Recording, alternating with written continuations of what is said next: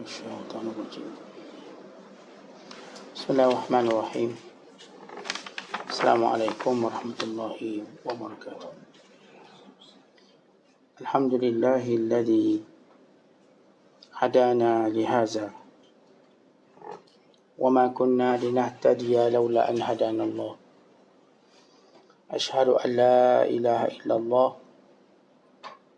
وحده لا شريك له وأشهد أن محمدا عبده ورسوله. اللهم صل وسلم وبارك على سيدنا محمد وعلى آله وصحبه أجمعين وبعد. قال المصنف رحمه الله تعالى ونفعنا الله به وبعلومه في الدارين آمين. Telah berkata Imam Al-Allamah Syekh Abdul Qadir Al-Jilani, semoga Allah Ta'ala merahmatinya dan kita mendapat manfaat serta barakah ilmunya. Wahai munafik, sama siapa engkau hendak membuat riak, dan munafik, apa yang engkau dapat dari siapa yang engkau membuat nifak kepadanya? Celaka engkau. Tidakkah engkau mempunyai malu terhadap Allah Azza wa Jalla? Tidakkah engkau percaya bahawa engkau akan menemui Allah Ta'ala nanti? Sebentar lagi engkau akan membuat satu amalan bagi Allah Azza wa Jalla, namun batinmu dengan yang lain. Apakah engkau cuba hendak menipu Allah? Dan engkau tidak menghiraukan pengetahuan Allah dari halmu itu. Lekaslah engkau kembali kepada Allah dan betulkan perkaramu dengan membetulkan niatmu buat dia. Cubalah dirimu. Engkau tiada memakan suatu suapan, tiada berjalan suatu langkah, tiada membuat apa pun, melainkan dengan niat yang baik, yang sesuai dengan kehendak Allah Azza wa Jalla. Jika betul niatmu begitu, maka semua amalan yang engkau buat itu adalah bagi Allah, bukan buat selain Allah. Hilang lenyaplah tanggunganmu itu, dan niat yang baik itu akan menjadi suatu tabiat bagi sang hamba. Jika betul perhambaan manusia itu kepada Tuhannya, dia tiada perlu untuk bersusah payah lagi dalam semua perkaranya, kerana Allah Ta'ala akan membantunya. Jika dia mendapat bantuan daripada Allah Ta'ala, dia akan dicukupinya dan didindingnya dari semua makhluk, sehingga dia tiada lagi merasa perlu kepada manusia. Yang susahnya engkau masih dalam perjalanan mencari dan menuntut sesuatu sekarang. Nanti jika engkau sudah sampai dan sudah melintasi jarak perjalananmu, lalu engkau berada di sebuah rumah yang berdekatan dengan Tuhanmu, akan lenyaplah semua penanggungan itu, dan yang muncul ialah kemesraan dengan dia dalam hatimu. Dan keadaan ini terus akan bertambah sehingga engkau berada di sisinya. Mula-mula dengan kecil-kecilan, lalu menjadi besar-besaran sampai ingatan dengan Allah Azza wa Jalla itu memenuhi hati, sehingga tiada tempat lagi di hati itu bagi selain Allah Ta'ala. Jika engkau hendak sampai kepada tingkat ini, maka hendaklah engkau mematuhi semua perintah Tuhan, serta meninggalkan semua larangannya,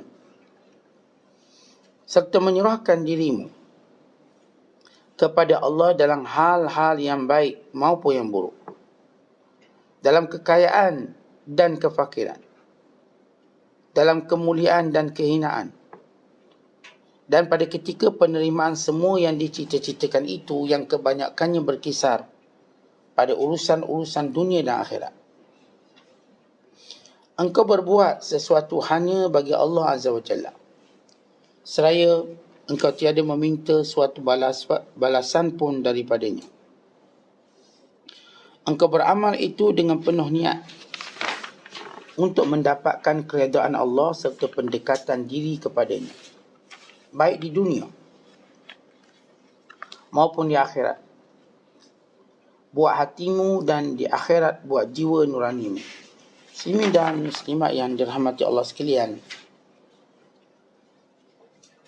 di antara perkara yang disentuh oleh Syekh Abdul Qadir Al-Jilani dalam syarahnya ini ialah yang pertama, supaya jangan riak. Dan yang kedua, malu kepada Allah. Dan yang ketiga, niat yang baik. Yang keempat, mujahadah. Yang kelima, mematuhi perintah Allah dan meninggalkan larangannya. Dan yang keenam, ikhlas. Ada 6 poin utama yang disebut oleh Syekh Abdul Qadir. Keenam perkara ini penting dalam kita mencapai tingkat dan darjat yang mulia di sisi Allah SWT. Dan juga untuk menjadikan kehidupan ini jelas matlamatnya. Dan supaya kehidupan dunia ini tiada bebanan, tiada kebosanan, tiada gangguan, dan tiada perkara yang akan merugikan kita akhirat kelak sesudah hari kematian kita. Maka untuk itu 6 perkara ini menjadi teras dan menjadi rukun kepada kehidupan kita. Kerana semua manusia nak dalam kehidupannya mudah. Dalam kehidupannya diangkat segala bebanan. Dan semua manusia ingin menghilangkan kebosanan dalam hidup. Dan semua manusia ingin menyimpan sesuatu yang dia akan untung suatu hari nanti. Khususnya pada hari dia amat memerlukan. Atas asas dan kecenderungan ini, maka Syekh Abdul Qadir menyebut 6 perkara ini. Perkara pertama yang beliau sentuh ialah jangan riak. Maka persoalan yang ditanya, kepada siapa kita riak sebenarnya? Dan kepada siapa kita bersifat nifak? Artinya, bila kecenderungan manusia untuk menunjukkan amalan, kecenderungan manusia untuk dipuji amalan, kecenderungan manusia untuk mendapat penghargaan dalam amalan. Lihat hakikatnya, ke mana semua ini? Waktu saya buat suatu amalan kerana fulan bin fulan, cuba lihat, di mana pergi amalan ini? Dia cuma terhenti di sini. Seorang yang nampak saya buat baik, kemudian puji saya buat baik, kemudian menghargai kebaikan saya dengan menceritakan pada orang lain. Habis kesudahannya ke mana? Kesudahannya di mana? Cuma di sini. Sedangkan saya nak pulang ke sana. Maka apa yang saya nak bawa bertemu dengan Allah Ta'ala? Kalau semua amalan saya untuk penghargaan manusia, penilaian manusia, walau manusia menilai yang memberi harga ini tidak akan menaikkan kedudukan saya di sisi Allah. Sedangkan kalau saya mencari penilaian Allah, inilah yang menaikkan saya di sisi manusia. Bahkan siapa yang kita harapkan pujiannya, nescaya suatu hari nanti kita akan mendengar kejiannya.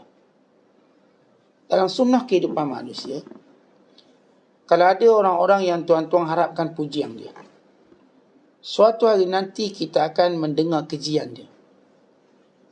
Untuk Allah beritahu kepada kita, makhluk bukan tempat kamu letakkan amalan. Sebesar mana orang tu mendapat pujian di sisi manusia, maka sebesar itu pula dia akan mendapat kejiannya. Kalau kita tahu watak manusia, dia ni berubah-ubah. Dan kebaikan itu dinilaikan lebih daripada perkara yang menguntungkan dia. Allah waktu menilai kebaikan kita pada nilai yang menguntungkan kita. Baik, orang ni, dia puji kita pemurah untuk keuntungan dia. Dia puji kita baik untuk keuntungan dia. Maka dia dapat sesuatu daripada pujian. Kena pula pekerja puji bos. Tapi ketika mana kita mengharapkan pujian Allah, apakah Allah berhajat sesuatu daripada amalan kita? Tidak. Ia kembali pada kita. Tapi kalau pujian ni kita cari si manusia, dia tak akan kembali pada kita dari sudut kebaikan. Tapi yang kembali itu ialah mudarat. Oleh kerana itu kita bertanya, dalam amalan kita, untuk siapa sebenarnya? Baik, untuk followers kita, berapa ribu followers awak? 43 juta. 100 juta. Baik, kalau pun awak ada followers 100 juta atau 120 juta, ke mana sebenarnya semua amalan ini? Yang dinilai dan dilupakan. Satu ketika dahulu kita pernah buat baik, lalu orang pun puji kita, ratus ribu like. Tapi masa berlalu, akhirnya kebaikan itu mula luput. Kalau kita simpan kebaikan di si manusia, dia akan luput tarikhnya. Dan dia akan binasa. Tetapi kalau kita simpan kebaikan di sisi Allah, dia tak akan luput dan dia tak akan binasa.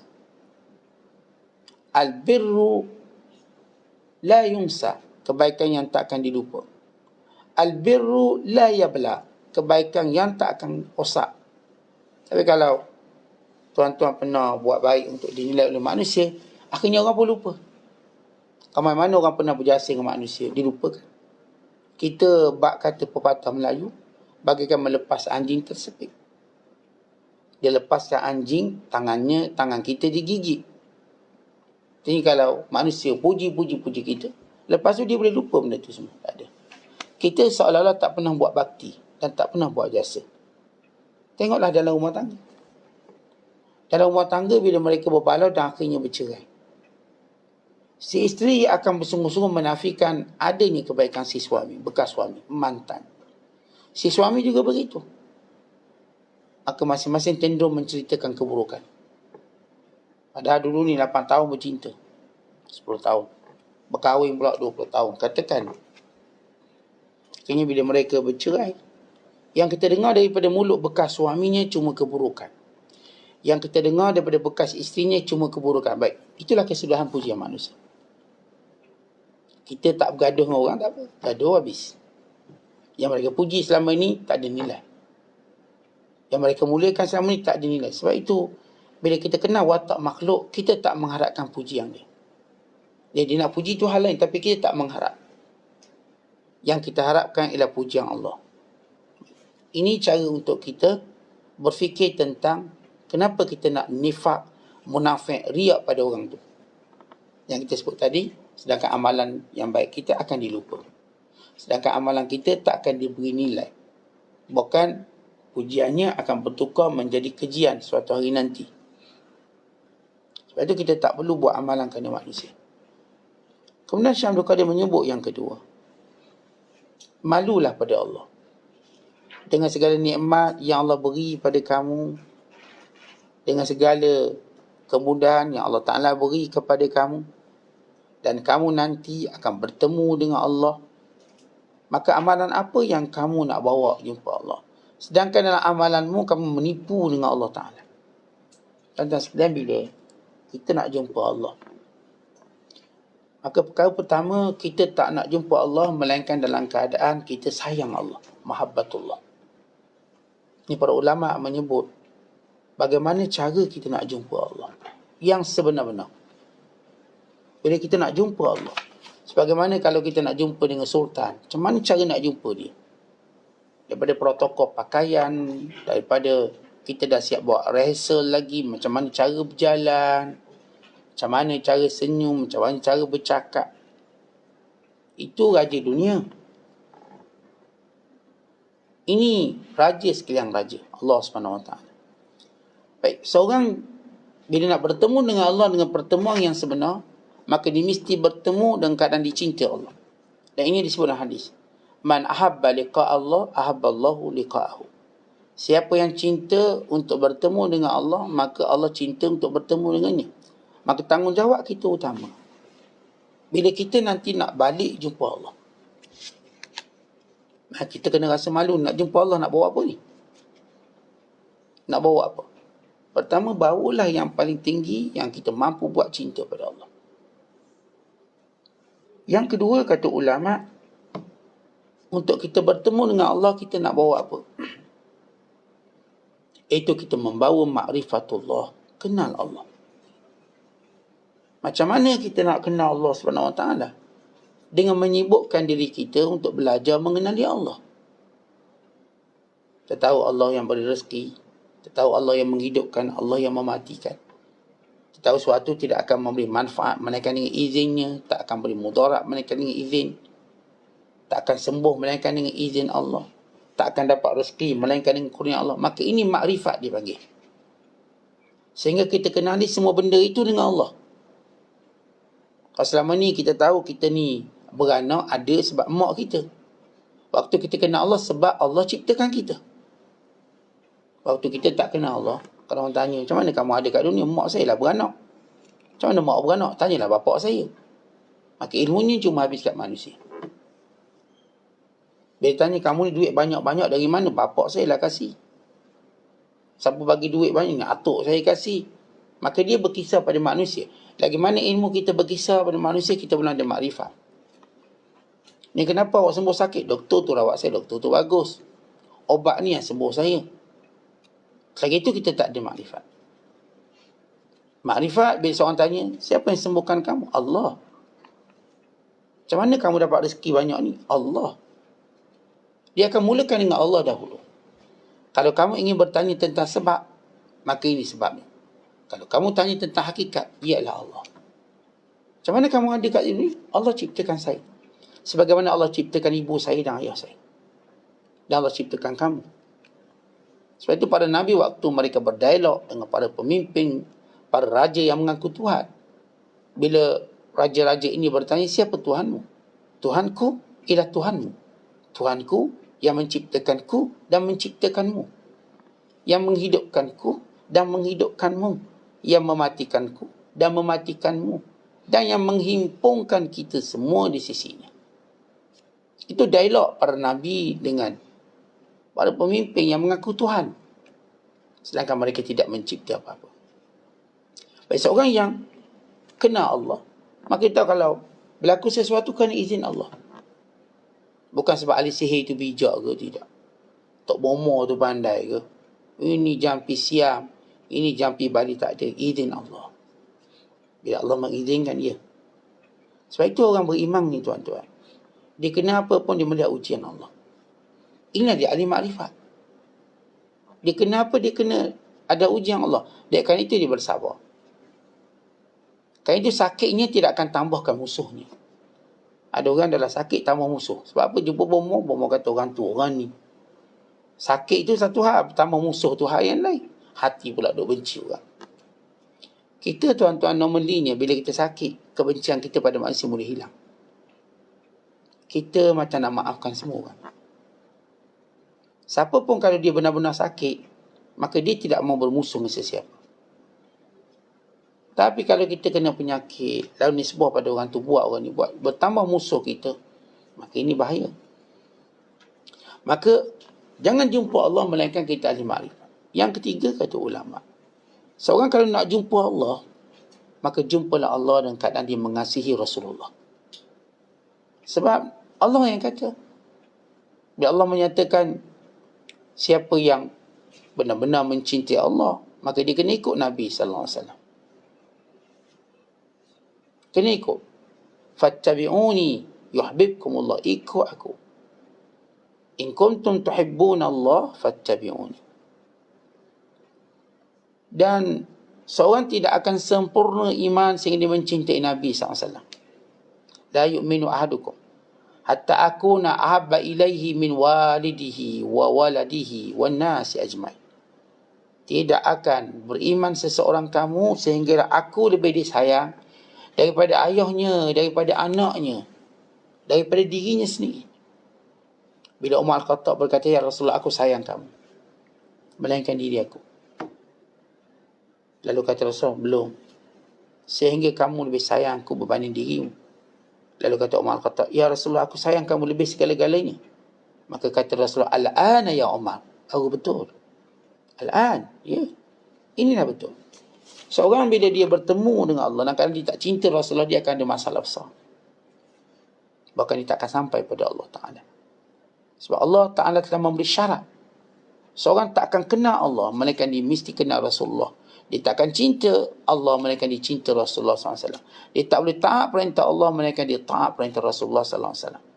Sebab itu kalimah Rasulullah, kalimah Nabi Muhammad SAW akan sentiasa seiringan dengan kalimah Allah. Waktu kita azan, asyhadu an la ilaha illallah wa asyhadu anna Muhammadar Rasulullah. Setiap kali disebut nama Allah, maka disebut nama Nabi SAW.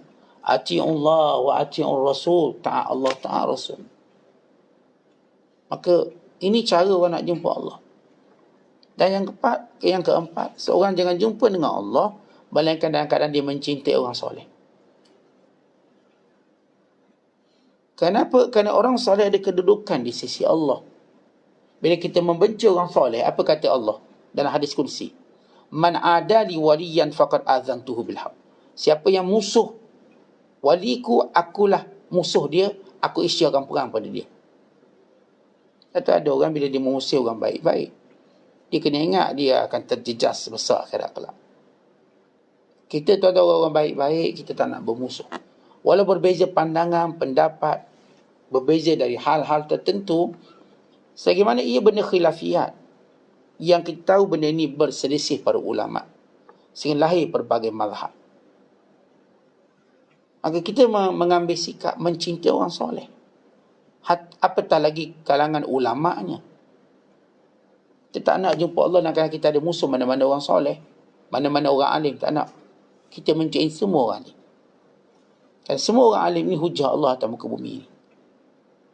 Daripada mereka diketahui hukum, daripada mereka diketahui sesuatu perkara yang bersangkutan dengan Tuhan. Ini cara kita bertemu dengan Allah. Kemudian kata ulama lagi yang kelima, kita bertemu dengan Allah dalam keadaan kita tak buat dosa. Sebab itu kita diminta taubat, taubat dan taubat. Supaya kita jangan jumpa Allah melainkan dalam keadaan kita tak buat dosa. Walaisa alaihi khati'atun. Tidak ada padanya apa-apa pun salah dan dosa. Dan itu semua benda yang boleh mengkafarahkan dosa, kita gembira. Seperti taubat, seperti musibah, sakit, demam, mengkafarahkan kita, buang dosa. Seperti kita katakan dengki orang pada kita, maka ini penghapus dosa. Kita jangan layan orang dengki kita. Bisa dia dengki ni, saya macam mana? Tak, itu penghapus dosa kan. Dan seperti juga fitnah orang pada kita. Jangan beri masa yang banyak untuk layan fitnah, sehingga kita tergendala buat banyak perkara lain. Dia akan difitnah. Kerana fitnah dia tak akan berhenti sampai dia mati.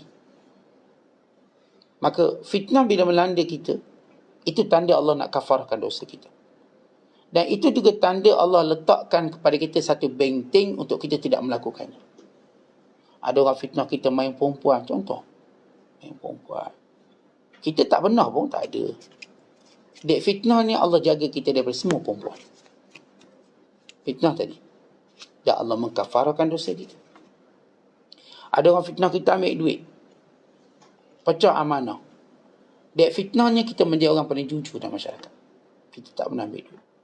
Allah jadikan setiap fitnah itu benteng untuk kita tidak melakukannya. Orang fitnah kita tidak riak, orang fitnah kita tak ikhlas. Tak ikhlas tu, dia akan benar-benar menjadi benteng untuk kita ikhlas kepada Allah. Sebab itu fitnah-fitnah ini, tuan-tuan sekalian, jangan takut sangat. So, saya takut terfitnah. Tapi bukanlah maksudnya kita dedahkan diri kita pada fitnah. Bahkan kita diperintahkan menjauhkan diri daripada fitnah. Namun kalau orang, mulut manusia, bak kata pepatah, tak boleh tutup. Mulut tempayang boleh. Mulut tempayang kita tutup. Kalau mulut manusia, tuan-tuan nak tutup macam mana? Tuan-tuan jawab pun tak guna. Sebab niatnya untuk fitnah, bukan niatnya mencari kebenaran. Maka ini penghapus dosa kita. Inilah orang yang kena fitnah ni, tuan-tuan, berat. Bila Aisyah difitnah sampai hari ini, oleh Allah dah turunkan ayat membersihkan Aisyah radhiyallahu ta'ala anha, maka golongan-golongan tertentu terus memfitnah Aisyah. Demikian juga para sahabat. Umar Al-Khattab sebelumnya, Abu Bakar As-Siddiq difitnah. Bahkan sampai hari ini golongan-golongan tertentu memainkan fitnah ini.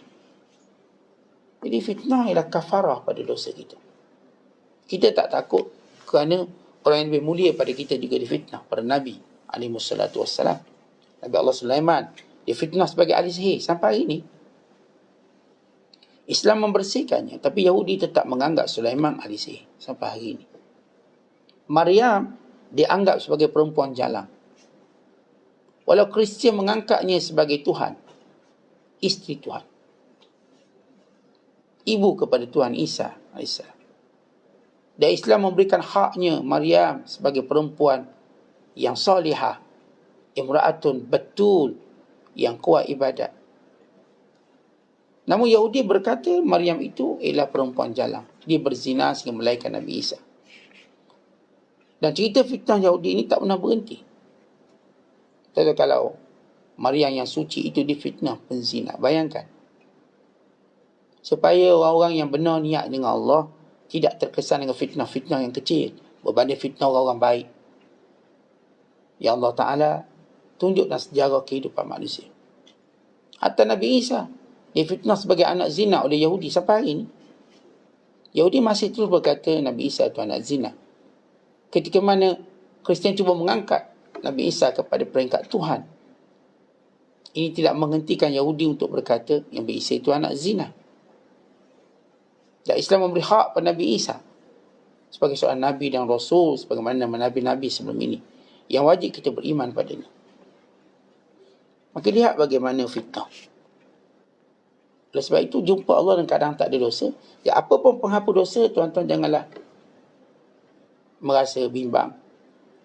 Kita sakit jangan bimbang sangat. Itu penghapus dosa kita.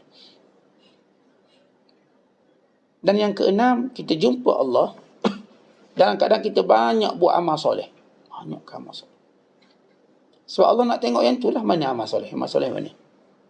Sebab Allah beri kita masa kat dunia. Wa imma kita buat amal-amal yang menjadi debu berterbangan, atau buat amalan yang akan menjadi simpanan di sisi Tuhan, yang akan kita tuai hasilnya. Kita umpama duduk kat kebun, tanah yang subur. Di tangan kita ada benih, diberikan kita baju, dan di situ ada sumber airnya. Kerja kita cuma tanam, kemudian kita baja, kemudian kita siram, kemudian biarkan dia membesar. Tanah tu kita tak buat apa-apa. Kita terus leka bermain tanah. Main gali-gali, main lubang-lubang, buat istana palsu. Akhirnya kita mati. Ataupun akhirnya majikan kita datang, umpama, mana awak punya ni? Saya bagi awak tiap-tiap bulan gaji, bagi bonus lagi, supaya awak bercocok tanam di sini. Sedangkan hasil itu untuk awak juga. Tiba awak tak buat apa-apa. Maka kalau kita duduk kat dunia, tuan-tuan, tak ada amal soleh, kita nak ngadap Allah macam mana? Sebab itu dalam Quran kata apa? فَمَنْ كَانَ يَرْجُو لِقَاءَ رَبِّهِ فَلْيَعْمَلْ عَمَلًا صَالِحًا. Siapa yang nak jumpa Tuhan, lakukan amal soleh. Sebab itu orang-orang yang melakukan amal soleh ini semua nak jumpa Tuhan. Orang-orang yang tak nak buat amal soleh ini tak nak jumpa Tuhan itu. Jumpa tak nak jumpa, kena jumpa. Cuma yang nak jumpa Allah dengan terhormat, disibukkan dengan amal yang soleh. Dia akan sibukkan. Kemudian siapa yang nak jumpa Allah? Bagaimana keadaan kita nak jumpa Allah? Dalam keadaan kita wasangka baik kepada Allah. Allah tak akan sia-siakan amalan kita. Allah tak akan sia-siakan ketaatan kita. Allah akan beri balasan. Allah itu pemurah. Allah itu akan memberikan segala keampunan kepada kita. Artinya tuan-tuan sekalian, seorang nak jumpa dengan Allah, pastikan dalam keadaan dia cinta Allah, dia ada makrifat, dia cinta Rasulullah sallallahu alaihi wasallam, dia cinta orang soleh, dia bebas daripada dosa, dia sibuk melakukan amal soleh, dia wasangka baik kepada Allah Subhanahu wa taala. Maka jumpa Allah. Maka Allah Subhanahu wa taala ingin menjumpai dia. Sebab itu kata Syekh Abdul Qadir, malulah kamu pada Allah nanti waktu kamu bertemu, kamu nak buat apa ni? Apa yang ada di sisi kamu? Amalan zahir nampak untuk Allah, batinnya untuk orang lain. Kita dah sebut bagaimana Syekh Abdul Qadir menyebut Ismullah yang azam, ialah waktu kamu menyebut namanya, tidak ada lagi nama-nama lain. Tidak ada lagi manusia. Waktu kita menyebut Allahu Akbar, berguguran segala pergantungan kita pada makhluk yang nampak Allah. Maka itulah Ismullahil Azam, yang dengannya Allah mustajab doa kita. Kemudian Syekh menyebut tentang niat yang baik. Yang ketiga, niat baik. Tuan-tuan, bila kita dah tahu kita nak ngada Allah, maka kita patut malu kalau amalan-amalan kita ini bukan kerana Allah. Baik, macam mana nak benar, nak betul kan? Bermula dengan niat. Syekh Abdul Qadir ajar kita latih diri kita berniat.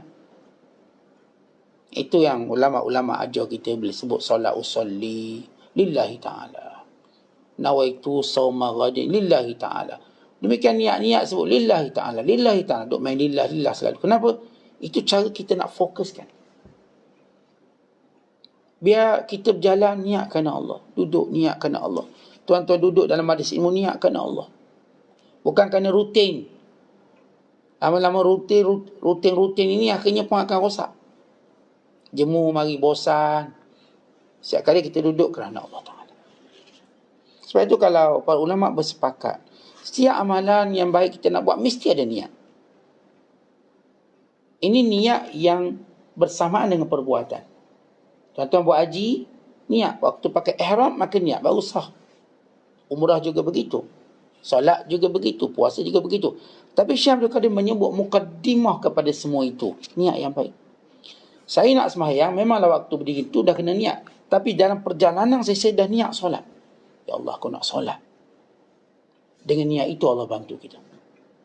Dengan niat itu Allah mudahkan kita. Dengan niat itu Allah angkat kebosanan kita. Tentu kadang-kadang kita bila buat benda baik, datang bosan. Bosan ni benda biasa. Sehingga Nabi SAW buat beberapa perkara untuk hilangkan kebosanan pada sahabat. Nabi bimbang kalau Nabi bercakap panjang, nanti sahabat akan bosan. Itu Rasulullah. Perkataannya mujian, emas, berlian. Apatah lagi kita ni tuan-tuan, perkataan kita ni banyak sampah.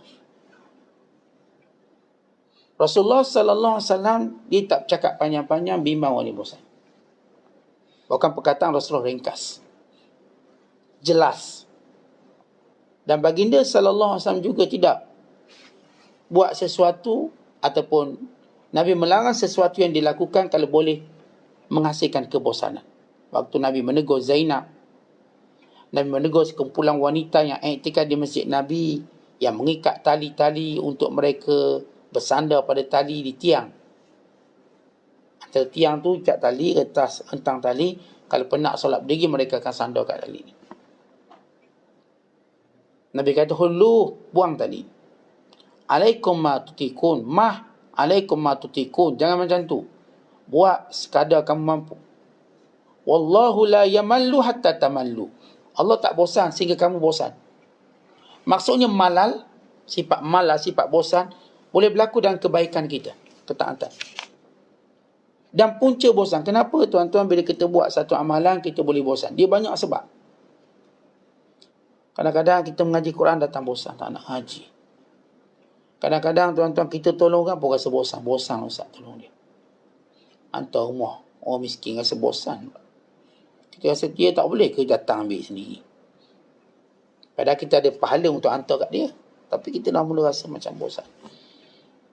Kebaikan-kebaikan ini tuan-tuan, yang paling ramai kena penyakit dalam buat kebaikan ialah bosan. Senjata syaitan paling ampuh atau antara senjata yang kuat, dia bosankan kita dalam buat baik. Saya dah bosan dah. Bahkan kita tengok kita dalam hubungan suami isteri, syaitan hantar apa untuk jadikan rumah tangga kita rosak? Bosan. Saya bosan lah tengok muka awak. Muka awak je. Bosan. Saya bosan tengok muka ni, muka dia main bosan. Itu sebenarnya senjata syaitan. Dan kita pun kena fikir macam mana kita nak tengok muka isteri kita tak bosan-bosan. Daripada mula kita celak mata nampak muka dia, sampai kita nak tidur balik, tengok lagi muka dia, dan kita tak bosan. Bukan kita bertambah cinta, suka. Bukan kita rasa lebih ingin buat kebaikan padanya. Kita nak jadikan ikatan ni ikatan yang paling hebat sehingga ke syurga. Isteri juga begitu. Aku dah bosan dah tengok pokmu ni. Dia tak panggil abang, dah panggil pokmu ni. Pokmu aku dah bosan. Atukmu aku dah bosan tengok. Perangai dia mula kahwin, bosan aku. Tentang bosan ni senjata syaitan. Sebab tu bila kita dalam rumah tangga, kita mula bosan pada pasangan kita, hati-hati. Bosan. Buat sesuatu. Macam mana tak nak bosan ni? Keluarkan dari rumah, jalan-jalan, mungkin. Macam mana cara nak hilangkan bosan tadi? Mungkin si isteri perlu beri ruang untuk lelaki keluar bersama kawan dia, untuk menghilangkan kebosanan. Si suami juga mungkin perlu biarkan isteri keluar bersama kawan-kawannya untuk menghilangkan kebosanan. Mungkin si suami perlu biarkan isterinya duduk rumah anak-anak dia sekejap, supaya datang rindu balik. Mungkin si isteri juga perlu izinkan suaminya pergi rumah anak-anaknya juga, misalnya. Jadi banyak cara, masing-masing ada pengalaman masing-masing. Dan kita akan nyatakan bila sampai bab ni nanti, mengatasi kebosanan. Ini belum sampai bab dia. Tapi itu antara perkara yang perlu kita tangani. Bosan dalam beribadat. Jadi untuk asas dalam mengelakkan kebosanan, ini asas dia, niat yang baik. Saya ceramah setiap hari ni bosan. Bosan, dia mari penyakit bosan. Setiap hari. Tuan-tuan hidup kuliah pun datang penyakit bosan. Datang, tu kadang-kadang mata buka tutup. Bosan lah tu. Dah muka cerah, itu tengah semangat, lepas tu dah mula bosan. Benda tu berlaku pada semua perkara. Tapi orang cerdik, dia tak akan biar ni berlaku kesilapan. Tuan-tuan, umpamanya rumah kita, tuan-tuan sapu ke tak sapu, debunya ada. Ada tak rumah yang tak ada debu? Ada je. Sebab tu kena menyapu setiap hari, vacuum setiap hari. Dia tak boleh sekali je vacuum, tahun depan pula tak ada. Kita tahu rumah kita akan terdedah dengan debu-debu. Padahal rumah kita dah tertutup. Dah tutup elok dengan lansir cantik. Tapi kalau kita tengok, mesti ada debu. Mesti ada kotoran. Ada je kotoran-kotoran. Yang menyebabkan kita terpaksa sapu setiap hari. Kalau tuan-tuan tak sapu, sampah tadi memang tak ada depan, dia ada tepi-tepi, celah-celah bawah kapet. Ada orang kan cara mudah angkat kapet, sangat letak. Tak ada. Tapi lama-kelamaan kita tak boleh sembunyikan. Dia makin banyak. Dia makin berabuk, dia makin berdebu. Maka demikian kita katakan sifat bosan tadi. Sebab itu niat yang baik mengatasi benda itu. Saya perlu selalu niat saya dalam berceramah untuk memberi nasihat pada orang lain, bukan nasihat untuk saya. Kerana Allah. Supaya dia menjadi satu jariah saya di sisi Allah SWT. Saya mengharapkan Allah Ta'ala mengilhamkan saya ketika ini perkara-perkara yang boleh menjadikan saya mengambil manfaat. Bukan sekadar orang yang mendengar. Saya sendiri nak ambil manfaat apa yang saya katakan. Saya sendiri ingin beramal dengan apa yang katakan. Sebab saya yakin dalam posisi dan kedudukan ini akan mencurah ilham daripada Allah. Allah beri ilham pada saya, sebagaimana Allah beri ilham pada tuan-tuan. Maka bila niat kita betul, tuan-tuan, kita tak bosan. Saya baca kisah seorang ulama besar Syam, Dr. Ramadan Al-Buti. Syekh Ramadan Al-Buti. Dia ni profesor ilmu banyak. Dia kata, pernah satu hari aku bosan. Dan aku tak tahu nak cakap apa. Tata dah ceramah puluhan tahun. Nak cakap apa lagi? Puluhan tahun. Duduk depan orang, lepas kuliah subuh, kuliah maghrib, lepas tu ceramah, kuliah duha. Nak cakap apa lagi? Aku terasa tekanan mula datang. Tak. Tapi bila fikir balik, ini kerja Tuhan. Ini kerja pada jalan Allah. Lalu kata Syekh Buti, aku pun pergi je. Pergi tak apalah. Walaupun rasa blur kosong ni, duduk je. Tiba-tiba datang ilham Allah yang banyak pada aku. Dia belajar sesuatu dalam hidup dia. Dan dia ajar kita pengalamannya kepada kita semua. Dia ada waktu tuan tak tahu dah kita nak buat apa dah. Orang yang meniaga, dia tak tahu dah nak tambah pelanggan macam mana.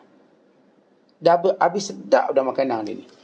Dekorasi dia, macam mana ni? Letak pelanggannya 10 orang ni, tu tak campur yang masuk buku 35. Datang juga bosan ni. Malah ni. Betulkan niat dia. Bila dia betul je niat, insya-Allah akan datang sesuatu yang akan menjadikan dia bertambah semangat. Sebab tu tuan-tuan, bila kita dalam amalan ada masalah, tuan-tuan betulkan niat. Cek niat. Niat tu bocor kat mana? Mungkin niat ni ada kebocoran.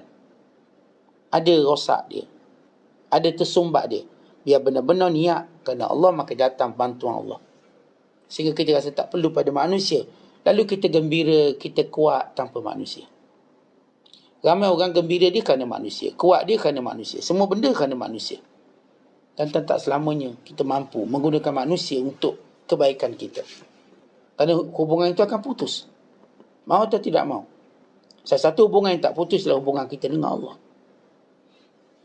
Maka kita benarkan niat kita. Kemudian yang keempat yang Syekh sebut ialah mujahadah. Apa maksud mujahadah? Tuan-tuan biasakan benda yang kita tak biasa. Semua kebaikan biasakan. Tuan-tuan biasakan baca Quran, tuan-tuan biasakan kuliah duduk. Biasa dengan benda-benda baik, lama-lama kita seronok. Biasakan. Kalau ahli dunia pun sama. Yang main skateboard ni, tuan-tuan. Skateboard ni susah juga main. Boleh jatuh. Tapi dia biasa main. Lama-lama dia punya seronok, dia suka naik skateboard dia daripada naik kereta. Yang ada orang yang main skateboard, kereta tak nak naik. Dia suka skateboard dia. Kenapa? Dia biasakan diri dia macam tu. Yang naik basikal, tuan-tuan tengok orang naik basikal. Pakai kayuh. Last kali, mula-mula dia main kayuh keliling rumah je. Lepas tu dia mula minat. Dia pun beli basikal mahal sikit. Akhirnya basikal dia mahal pada motosikal. Kita nampak macam bodoh sikit. Tapi dah biasa macam tu, dia tak nampak bodoh. Kita bagus ni. Mula-mula dia berkayuh dari sini sampai ni 10 km. Lepas tu dia balik kampung dia, 100 km dia kayuh dengan basikal. Dan dia berbangga. Dia seronok. Tuan-tuan tengok orang berlari. Tengok orang berlari, dia dah beli kereta 3-4 buah, lepas tu berlari. Habis kereta buat apa? Dia berlari. Dia suka berlari. Pagi-pagi berlari. Daripada 1 km, 5 km, 20 km, lepas tu 100 km. Bukan dia rasa kalau tak berlari satu hari. Dia rasa macam tak puas. Tak puas dia. Itu kalau baca Facebook dia berlari je. Berlari. Seliklah sikit isi kuliah takut kena hentam pula. Lepas tu berlari. Kenapa? Dia dah biasa buat macam tu. Tuan-tuan biasa bangun awal. Tuan-tuan akan okey. Biasakan bangun pukul 4 pagi. Bangun. Last kali kita okey bangun. Tapi kalau kita tak membiasakan diri kita buat sesuatu, selamanya kita tak akan rasa seronok dengan apa yang kita buat. Biasakan. Sebab tu orang kalau pergi masjid, tuan-tuan, setengah orang ni dia ada kebiasaan yang tak bagus. Ada yang bagus. Kebiasaan kalau kat masjid dia akan duduk kawasan ni. Bila dia tengok orang lain duduk, dia pun turun balik rumah. Sebab apa? Tempat biasa duduk, dah ada orang duduk. Itu bahaya tu. Tetapi kita nak biasa yang tak rugikan kita. Ada saya kata orang biasa berlari, dia pun seronok berlari. Orang biasa kayuh basikal, dia pun seronok kayuh basikal. Ini ceritalah berapa ratus kilometer dia anggap biasa je. Ada yang seronok memandu, dia seronok memandu. Ini kalau jadi driver, dia pun tak kisah. Pergi balik dia boleh bawa sebab dia suka. Dia dah biasa, dia tak ngantuk tak. Kita duduk sebelah dia ngantuk. Boleh ngantuk, dia okey. Malam, siang, tengah malam, 12. Dia orang tak ngantuk sebab dia dah biasakan diri dia. Kalau tuan-tuan nak rasa macam tu, tuan-tuan pegang steering dan biasakan diri. Sehingga kita seronok. Paling seronok saya memandu. Ajaklah ke mana saya suka. Dia mula seronok memandu. Berapa kilometer suka. Ada pula pelik tuan-tuan. Ada orang suka jam. Suka jam. Saya tak suka jam, saya elok jam. Saya dah baca ni waktu kemuncak waktu ni saja. Saya duduk di Kuala Lumpur sekitar 7 tahun di Kuala Lumpur. Saya menghafal waktu-waktu keluar masuk semua kita hafal. Jalan. Supaya saya tak nak jam. Bila orang panggil ceramah kat Kuala Lumpur kita setting. Tu mana? Nak sampai biar tak jam. Ya mungkin kita sampai awal. Tak suka. Tapi ada kawan-kawan kita suka jam. Syekh ni masa jam tak apa. Okey je. Sebab dia boleh mesej, boleh banyak benda dia buat rupanya. Dia boleh gosok gigi, makan nasi tengah jam. Dia seronok sebab banyak aktiviti dia dalam kereta. Akhirnya pelik. Begitu manusia sebab dia biasakan dirinya. Bila tak jam dia rasa macam pelik pula. Kenapa tak jam? Akhirnya dia buat jam sendiri. Buat slow juga. Dia tak nak macam tu. Dia cuba ubah. Sama orang makan makanan, tuan-tuan. Dia dah biasa makan dia macam gitu. Letak kicap. Itu kalau tak ada kicap tak makan tu. Sebab dah biasa kicap. Letak budu. Budu pula macam-macam bahan ni. Ni peminat budu. Dia bukan letak budu je ni. Bawang. Serai. Tempoyak tu yang cerita lah. Macam-macam benda dalam budu tu. Ni betul-betul peminat budu. Jadi dia dah biasa begitu. dia okey. Tapi bila duduk di Mesir, saya tengok orang Arab. Dulu, waktu saya kat Malaysia, saya tak terbayang macam mana orang makan bawang. Saya tak boleh bayang. Sehinggalah saya lalu, ada orang Arab tu dia roti, kita panggil ish. Dia tak timun sebatang, kemudian bawang besar sebiji. Dia makan, dia pun makan bawang besar macam apple. Oh, macam apple. Kita kan bila makan bawang besar ni pedas lah. Nak muntah lah. Saya terfikir macam mana dia boleh menikmati bawang besar. Akhirnya saya mula berjinak dan saya makan. Akhirnya betul, saya juga dapat rasa macam makan buah apple bawang. Sampai hari ni, saya boleh makan bawang macam makan buah apple. Tak ada masalah. Kenapa? Biasa. Inilah cerita kita kiaskan benda tu semua tuan-tuan untuk kita biasa buat ibadat. Tuan-tuan biasakan bangun 4 pagi. Biasakan bangun 3 pagi. Ustaz mula ngantuk, nguap. Biasakan. Kalau sesuatu bila kita biasa, bak kata pepatah, alah bisa tegal biasa. Alah bisanya. Bisa pun dah tak bisa. Maka apa pun susah jadi biasa. Kemudian saya menyebut tentang yang kelima. Asas untuk kita dekat dengan Allah. Kita nak biasakan apa tuan-tuan? Biasakan mentaati Allah dan meninggalkan larangannya. Dan menyerahkan seluruh urusan kita kepada Allah dalam semua keadaan kita. Susah, senang, sihat, sakit. Apa pun cita-cita kita, kita serah pada Allah. Yang kelima tadi bila kita sebut patuhi segala perintah Allah. Namanya perintah Allah tuan-tuan patuh walaupun namanya sunat. Nama larangan Allah tuan-tuan jauhi walaupun namanya makruh. Lama kelamaan bila kita dah benda tu, maka serahkan pula segala urusan kita pada Allah. Sebab makna kepatuhan pada Allah itu bila kita menyerahkan seluruh urusan kita pada Allah. Serah macam mana? Ya kadang-kadang tuan-tuan tahu bila kita buat benda ni, kita boleh susah. Serah pada Allah. Kita buat benda ni, kita mungkin boleh sakit. Serah pada Allah. Macam mana? Contoh gini lah tuan-tuan. Orang nak projek, dia tak rasuah, dia jadi susah. Serah pada Allah. Sebab ini larangan Allah. Allah larang kita bagi rasuah. Ada orang bila minta kerja, saya boleh bagi kerja, tapi awak kena buka tudung, perempuan. Ada seorang hamba Allah tu cerita, bila anak saudara dia berinterview di salah satu sebuah institusi, saya tak sebut di sini, maka dia arahkan buka tudung. Boleh? Saya terima kerja dengan syarat buka tudung. Awak ni jadi front line ni, front desk, duduk depan saya. Dia kata saya tak nak. Kalau tak nak, awak tak dapat. Dalam mematuhi perintah Allah. Ada mudarat yang cuba manusia sebutkan. Kononnya kalau buat macam ni. Namun kita serah pada Allah. Tentang ketika mana Allah turunkan perintah. Orang kafir tak boleh masuk Mekah. Orang Mekah terfikir. Kerana barang-barang daripada orang kafir. Kita tuan sampai hari ni, kalau kita sebutlah. Hari ni kalau orang kafir pakai tutup bisnes, kita kata, macam mana saya nak makan? Macam mana saya nak minum? Kita terfikir begitu. Mekah dulu tuan-tuan. Orang kafir ni semua bisnes yang bawa barang dari luar. Dan kadang negara Islam waktu itu, barulah tempatnya Mekah dan Madinah, dua je. Negara lain semua kafir. Bagaimana Rasulullah dalam dua negara kecil, negeri kecil, nak lawan dengan dunia yang telah dikuasai Rom dan Parsi. Tiba-tiba turun perintah Allah, surah Taubah, dan Rasulullah menghantar Sayyidina Ali pada tahun ke-9 Hijrah, ketika mana Abu Bakar memimpin rombongan haji, dan ketika itu masih ada jahiliah yang buat haji, penyembah-penyembah berhala yang buat haji, dan berhala masih ada ketika mana penyembah-penyembah berhala itu masih ada, walaupun berhala sudah dilupuskan oleh Rasulullah pada tahun 8 Hijrah, tapi penyembah ni golongan musyrik. Sebab ketika itu belum lagi mereka dikeluarkan sepenuhnya. Lalu Rasulullah suruh Sayyidina Ali beritahu, bermula tahun ini tak boleh haji melainkan orang Islam. Dan orang kafir tak dibenarkan masuk. Wala taqrabul masjidal haram ba'da amihim hadha. Jangan mereka menghampiri Masjidil Haram selepas tahun ini. Ini selepas tahun ke-9. Di kalangan orang kafir ni tuan-tuan yang masih ada, yang masih berhaji cara kafir.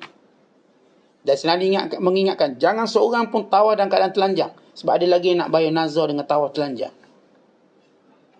Ketika waktu itu. Maka yang paling terkesan ialah perniagaan.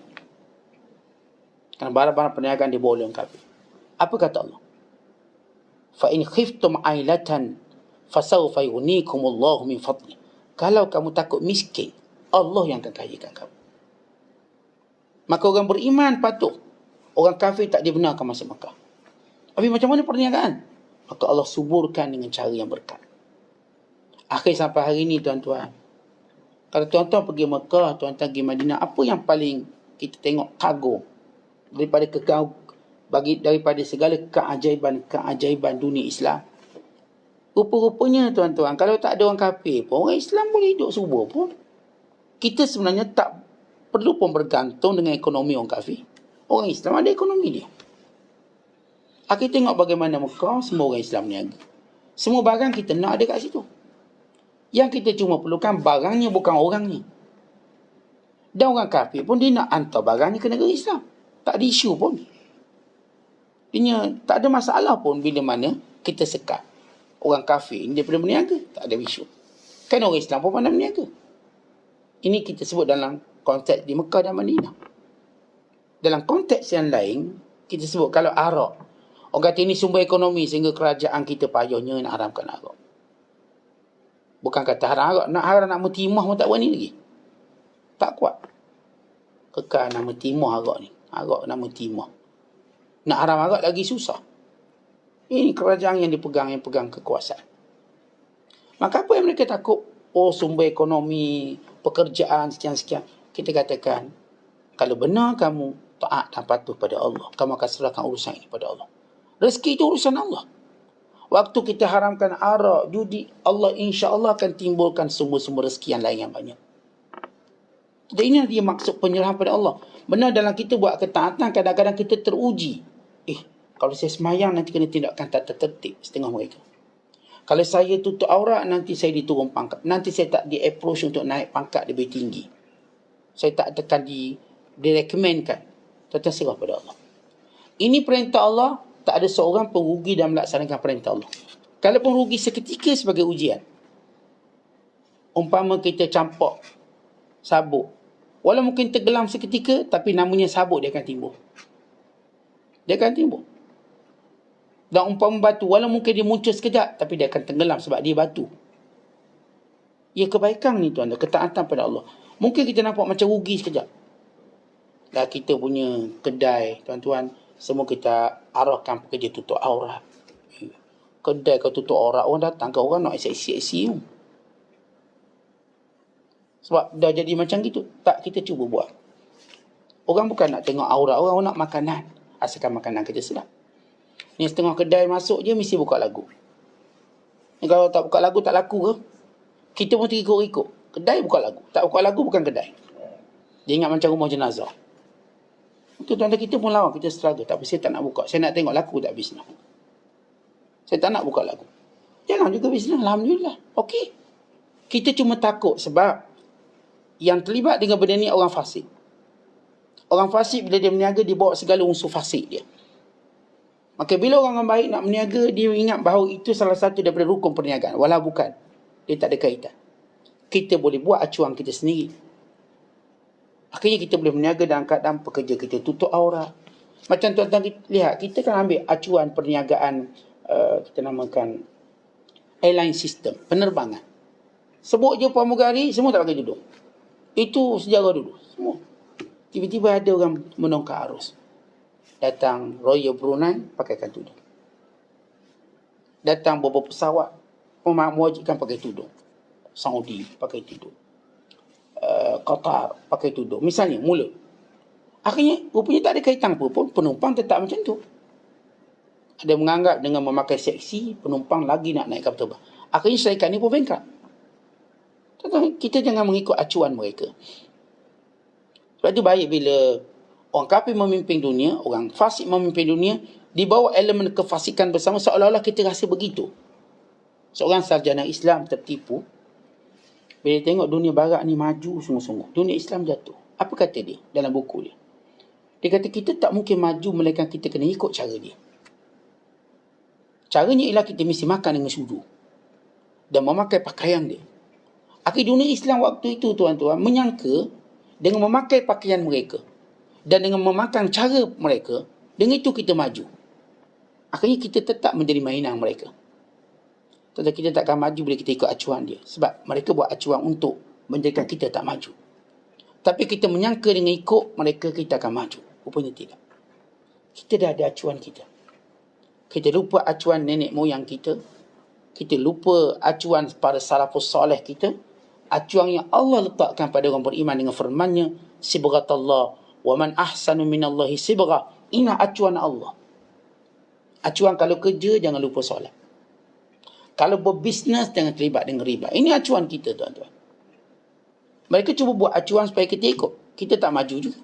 Bank-bank kita ikut sistem riba. Sama juga bankrupt. Kita ada acuan kita. Sistem bank kita tak patut ikut riba. Kita ada kaedah mencari keuntungan yang Islam dah tekankan. Yang sepatutnya dalam kemerdekaan kita puluhan tahun ni, tuan-tuan, tak ada lagi bank riba di Malaysia. Tak perlu ada.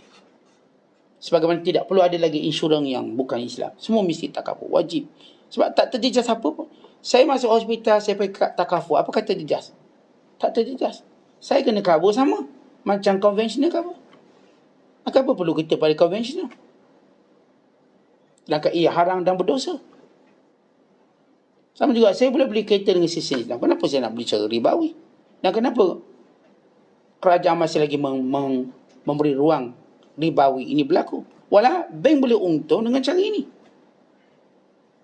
Dan Allah melaknat negara yang mengamalkan riba, ekonominya dan sebagainya. Jadi kita tak nampak apa sebab bila ikut Islam kita boleh rugi. Tak nampak. Mereka kerana mereka dihijab, kerana mereka dibiasakan dengan acuan orang kafir.